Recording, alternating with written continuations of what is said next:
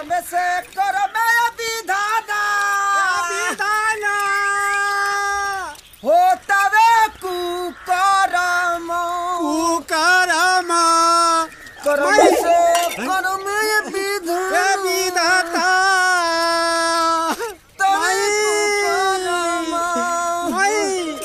हाँ पापा हम पहुँच गए नहीं। पार्टनर मिल गई। हाँ नानी भी ठीक दिया। घुमाओ फिर माई करम से करम विधाना माई माता रुका ए मतवा तनी हाथ पर एक खाना न खिला देना। अरे बैठा करी आज भार पेट खींच के खा ली है। हाँ तनी जल्दी से माता। माई हाँ ओवर एक्टिंग होता थोड़ा जीवो कम करी। हाँ माई ठीक बा।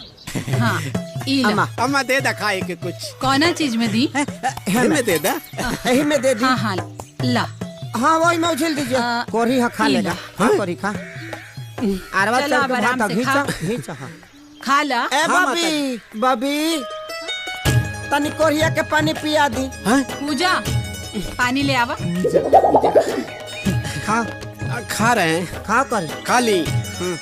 ना तनी पानी। अच्छा कुला का खइबा। हाँ कैमे दी पानी?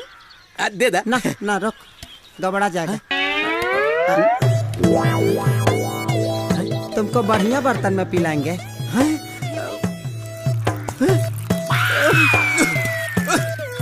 ला कोरी खा ही लेते हैं।